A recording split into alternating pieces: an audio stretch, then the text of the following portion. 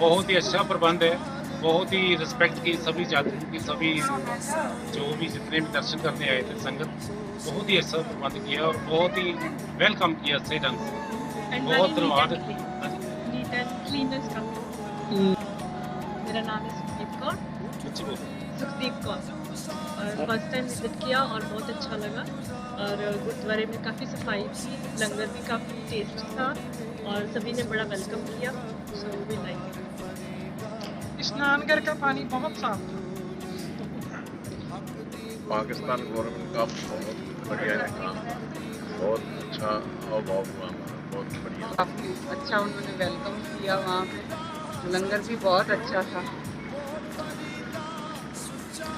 बताए और कहाँ से? राजवीर राजवीर मैडम, ये बताएं दर्शन कैसे हो आपके? बहुत अच्छे लगे, बहुत। नेक्स्ट टाइम आएंगे तो आप बताएं आपके लिए क्या लेके आए। आप ऐसे ही जैसे आज आप प्यार लेके ऐसे ही प्यार लेके आए हैं। नेक्स्ट टाइम फिर आएंगे, जल्दी पापा बुलाएगा तो जल्दी आएंगे। इंशाल्लाह। सर आप अपना नाम और कहाँ से? अजय कुमार फ्रॉम हरियाणा, हरियाणा रोहतक। सर ये बताएं दर्शन कैसे हुए, कोई मैसेज देना चाहोगे? That was great guest